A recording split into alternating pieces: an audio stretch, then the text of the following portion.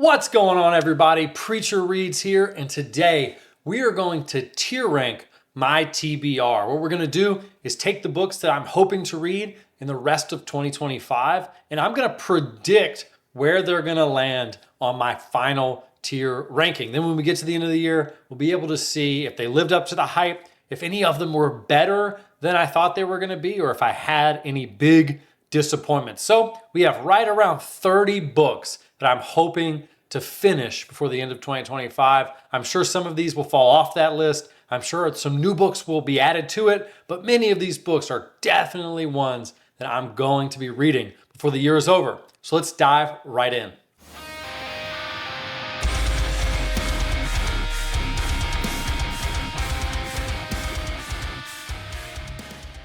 All right, guys, so we've got 5 categories today. We're gonna be talking about potential all-timers. If you're in this top category, this is a book that I expect to be a top 10 level book. And if it's less than that, I'm gonna be disappointed. Still might like it, still might give it a 4 out of 5 or a 4.5 out of 5.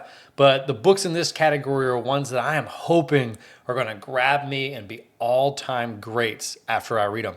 Next, the should be great category. These are just books that I expect to be really, really good, to be at least 4-star reads, to be books that hit for me and become books in consideration for my favorite books of this year. Next, we've got 50-50. These are books that I could see them going really well. I could possibly see that there may be some issues. I expect it to at least be a 3 to 3.5 star read. At the next one, I'm worried. Now, I'm worried doesn't mean I expect this to be bad, but it means I have some real reason to be worried that I may not enjoy it. There's really no books on this list that I just know are going to be atrocious, but there are some books on this list. There's some things I've heard from others, some things I've seen in reviews, some things that may make me wonder whether or not I'm going to love this book. And then last, why am I reading this? I don't think any books are going to land in here, but I'm going to have this here just in case as I'm talking through these books, I decide one of these books is one that maybe should be tossed off the list altogether. Why am I reading this? Don't expect to have any books there, but want to have it there just in case. So let's get started. I've mixed these books up by genre and release date. They're not in any really specific order. Some of them are self-pub, some of them are traditional pub, some of them are brand new releases, some of them aren't, but this is what I plan on reading for the rest of the year, and let's try to predict where they're gonna land. All right, so first off, we have Cold Silver for Souls by Tori Tekken. Now, I love Tori Tekken, really enjoyed the other book of hers that I read, the first book in the Legends of the Bruhai series. I expect this book to be really, really good. I've heard from others like my sister who reviewed it that it is very, very well done, that it is going to be a top self-pub read for me this year. I fully expect that. It's got a really cool premise. I can't wait to dive into this book, and I think it should at least be great. So we're going to start that in the should be great category. If you've never read Tori, if you've never watched her channel, make sure you go check her out. Make sure you grab The Bloodstones and Cold Silver for Souls, which just released. I think it's going to be a really good read. Going to be coming up very soon for me. Not too long either. I think it's going to be a good, quick read to shove in between some big books, some big new releases, and I'm really going to enjoy it. Next up is The Trouble with Peace by Joe Abercrombie, book 2 in this part of the First Law universe. Loved book 1. Gonna expect this to be in the should be great category as well. Don't think it's gonna be an all-timer. I have heard though that book 2 is better than book 1, and I did enjoy book 1.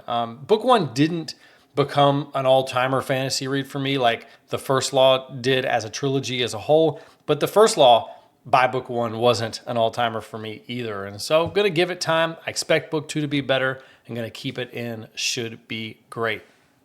Next up, we have The Way of a Dan by Philip Chase. Now, this is gonna be interesting because I haven't read, especially recently, a lot of classic fantasy. I have a lot less time in classic fantasy than I do modern, and I know that The Way of a Dan leans really hard into classic fantasy. So I'm excited to read it. I think I'm gonna really enjoy it. I think it's a little bit better than 50-50, and I'm gonna have this towards the back end of should be great because I've heard that the second and third book do continue to improve and that there is a little bit of first book syndrome with The Way of a Dan. Not anything that's gonna hurt the experience per se, but just leaving some room for those second and third books to continue to improve. But I expect this to be great. Everyone I know who has read it, regardless of whether they are a Philip Chase fan or friend, has loved The Way of a Dan. So we're going to be diving into that this year, and I think I'm going to enjoy it.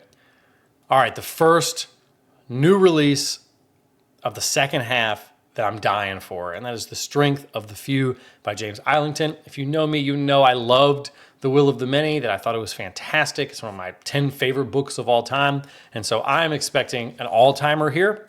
I have heard from a couple early reviewers that it is better than The Will of the Many, and if that is true, I'm so excited to get my hands on it. November is going to be nuts. We're going to talk about 2 other November releases in this list, and I expect The Strength of the Few to be an all-time novel. All right, next up we have The River We Remember by William Kent Kruger.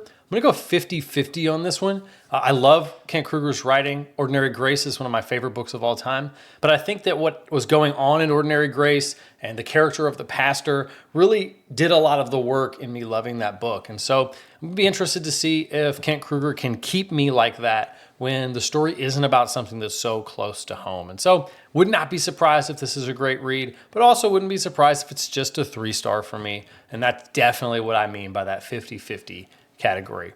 Next up, we have Mercy, Tears of the Fallen by Chance Dillon. I'm currently reading this and enjoying it, so this one's a little bit of a cheat, but I definitely think this is going to be in the should be great category. Going to put it right behind Joe for right now. Enjoying it thoroughly.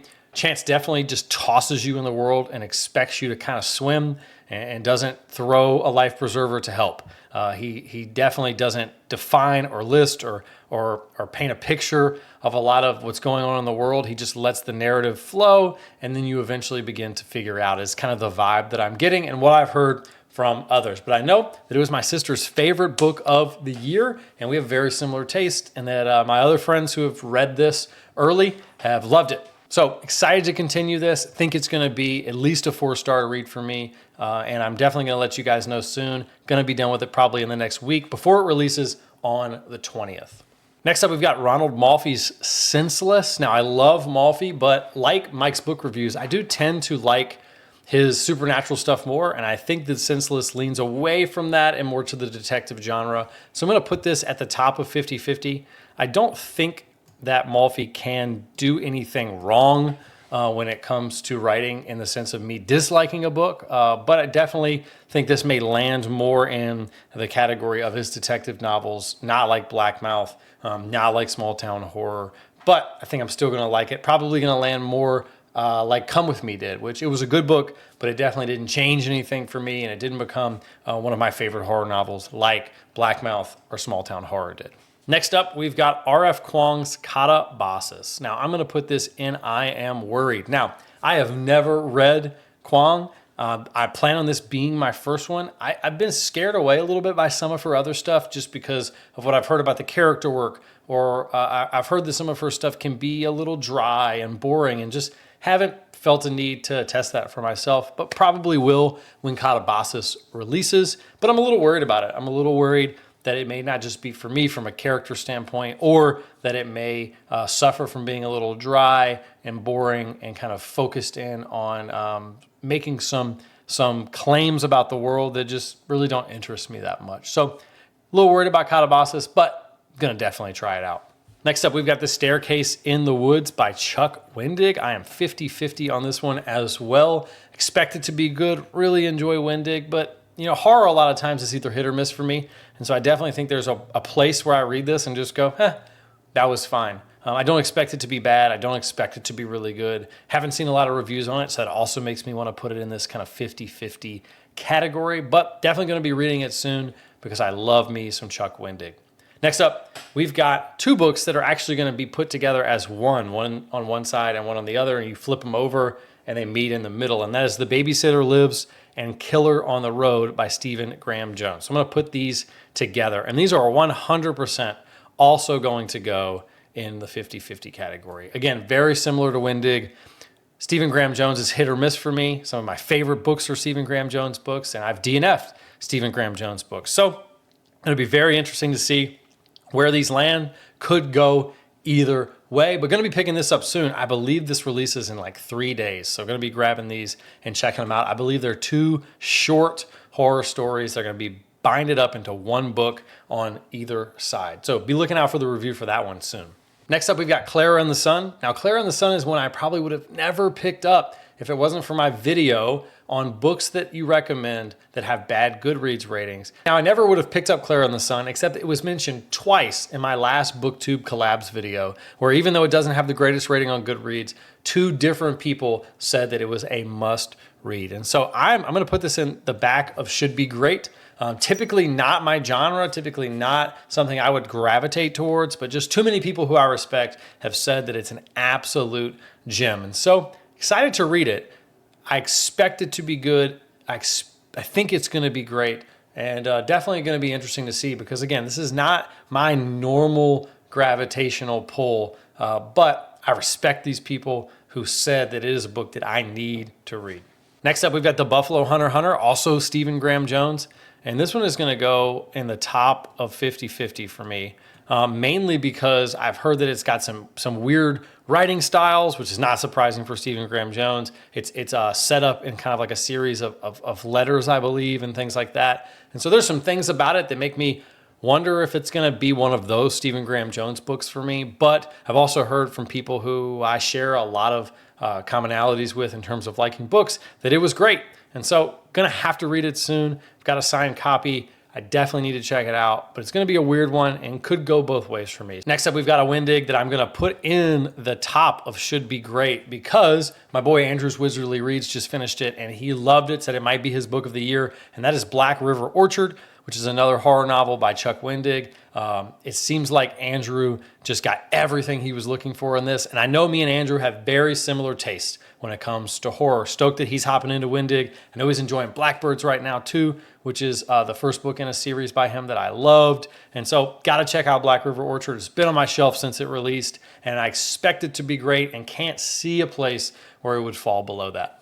Next up, we've got Magician by Raymond E. Feist. I'm going to put this in the top of 50-50 as well. Again, seems more classic fantasy, something I haven't spent a ton of time reading. But man, my Broken Binding edition is so beautiful and it makes me want to read it just by looking at it. And so I'm leaning more towards should be great, but I think it still lives in 50-50 because I've never read Feist. I haven't spent a lot of time in classic fantasy. It'll be interesting to see how this lands for me. But I'm hoping that I like it as much as I like those covers because, man, that is a beautiful set of Broken Binding editions. Next up, we've got Dragon Mage by M.L. Spencer. Now, I picked this up based on the reviews of Andrew's Wizardly Reads and Elliot Brooks, and so I expect this to be great. I've heard so many good things about this book. My copy is going to be coming in the next couple of days, and I think I'm going to try to read it next month. Sounds like awesome dragon fantasy with a kind of cool premise and some good world building and character work. So I can't see a place where this is a bad read because I just don't think that Elliot and Andrew and the others who've loved this book would steer me wrong. Next up, we've got Lonesome Dove by Larry McMurtry. And this is gonna be my second potential all-timer. Just too many people that I respect and that I have a very common opinions with talk about this as one of their favorite books of all time. I will be disappointed if this does not go into my top 10 of all time by the time I am done reading it, just based off of what people say is the best part of it.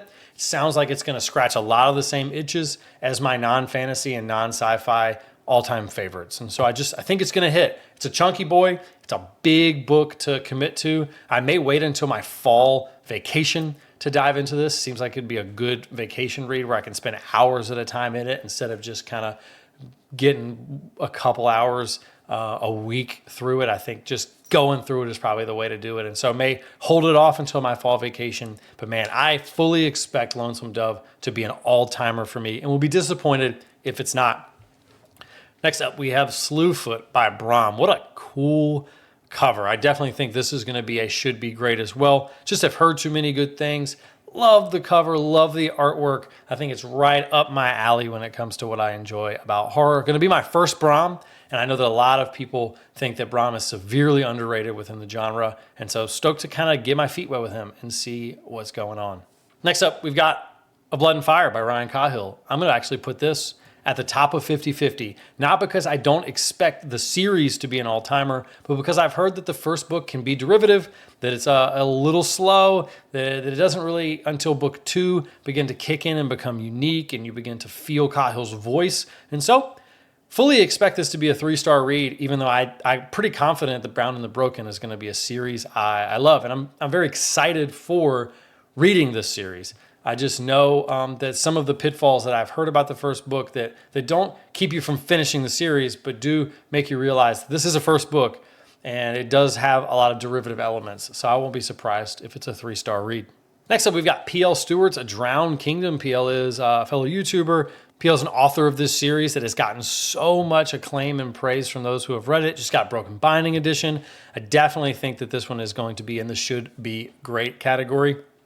It sounds like right up my alley. It sounds like it has a lot of cool themes revolving around using the Atlantis lore and things like that. And so going to be diving into this one soon, probably the back end of 2025, right before some of these brand new releases. But I've heard too many good things for this to be one that I don't expect to be great. And in a very similar fashion, A.R. Witham is another self-published author. He sent me this book and a couple other books in the series and another standalone. I've heard that The Crimes of Rooker Flint is such a cool novel. And so I expect this to be great. And I've heard it gets even better as the series goes on. Next up, we've got Adrian Tchaikovsky's Service Model. And I'm actually going to put this in I'm Worried.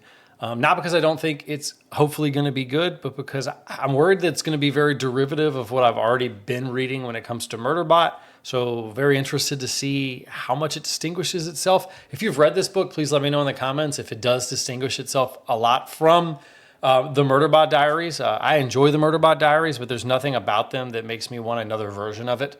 And so this is going to be my first Tchaikovsky. I'm interested in it, but I am a little worried that it's going to come off derivative. What do you think? Next up, we've got Gene Wolfe's Sword and Citadel. Man, where do I put this? I am both worried and also think it should be great, but I'm going to actually leave it in I'm worried because so much weird stuff is happening in this series. This is books 3 and 4 bound together of the series that we've been reading together for a group read, and I'm currently in book 2 and I'm enjoying it, but man, a couple decisions could turn me completely off on this series. It's such a weird series, so abnormal, has such a cult following. I could see this as an all-timer. I could see it as great. I could understand why it would be a 3-star read. I also am worried about it. And so, man, it's really tough to decide where to put this. I'm going to put it in I'm worried because I do think that there's this itch in the back of my mind that says, man, at any point, this could become a little too esoteric, a little too weird, a little too boring. But I'm also not going to be surprised if by the end of this series, it is an all-timer series for me that I become obsessed with, that I reread, that I begin to dive into further. So very interested to see how Sword and Citadel land for me. Next up, we've got Empire of the Dawn by Jay Kristoff, book 3 in the Empire of the Vampire series. And this is definitely going to be a potential all-timer for me. I've heard Jay Kristoff say, and obviously he's the author, so he's going to say this, but I believe him that this is easily the best book of the 3. And if that is true, it's going to be an all-timer because the first 2 books were so good. Now, this book is probably not going to be for everyone. It's a little crass. There's a lot of language. There's a little bit of spiciness that I'm not typically used to, but it's done in a way that you can easily get through it. But man, the story, the characters, and the world are brilliant here, and I fully expect this to be an all-timer and to finish up a series that will then be on my all-time series list. All right, let's finish it up by ranking out the next 4 books in the Sun Eater series. This is what I'm going to finish up with. I am currently reading book 3. I'm currently reading Demon in White, absolutely loving it. If it keeps going the way it's going to surpass Howling Dark for me as my favorite book of this year. And then Kingdoms of Death comes next. Now, I expect Kingdoms of Death to be great, primarily because Kingdoms of Death is dark. I've heard it's the darkest one. I've heard that people are telling me to go get my tissues and things like that. And I love it. I love that kind of stuff. I want dark. I want dreadful. If this is the dark age of Sun Eater in terms of comparing it to Red Rising books, give me that right now. I think it's going to be great. Then we get to Ashes of Man. I think it's also going to be great, but I think is going to be probably behind it. I'll just rank these together behind each other. I think I'm going to like Kingdoms of Death more. Then Disquiet Gods, I've heard, is really good. I think I'm actually, though, going to put that behind Ashes of Man, because, again, I've heard that Kingdoms of Death and Ashes of Man, which I believe were supposed to be one story, do really lean into the dark, do really lean into the types of situations that I tend to really enjoy reading within the worlds that I'm in. And I know that probably is weird, but that's okay. I expect them to be really good. And then it's going to finish up in November with Shadows Upon Time, the final book in the series. And guys, this has to be an all-timer, right? He's got to finish the series in a way that just blows everyone away. Everyone just loves these books way too much, and I feel like Chris is going to nail it. I expect him to nail it, and if he nails it, and I've enjoyed the rest of the books as I expect to, it's got to be an all-timer for me. And so what's awesome about the rest of 2025 is, man, there are some really cool self-published novels in here. There's some really cool horror novels in here, some sci-fi, but man, there's 3 or 4 novels in here that have the potential to be all-timers and also create all-time series for me, which really just changes the game in terms of my favorites list. Man, if Empire of the Vampire and Sun Eater and the Hierarchy series become top series all time, what a great 2025. And then if Lonesome Dove comes in and becomes one of my favorite books of all time, man, I'm gonna have a big shakeup in my top 10. And so I'm excited for that. Tell me down in the comments, are you gonna read any of these in 2025? Have you read some of these that have already released? What do you think about my predictions? Make sure you're liking and commenting on this video. Make sure you subscribe so you can see reviews and roundups about these books and maybe some more books that I'm going to be grabbing. Hopefully not going to be too much of a shakeup from this list in terms of my TBR, but it will at some point shake up a little bit. Please let me know in the comments, what is your favorite book you've read on this list and what are you looking forward to the most? Thank you so much for hanging out, and I will see you guys in the next one.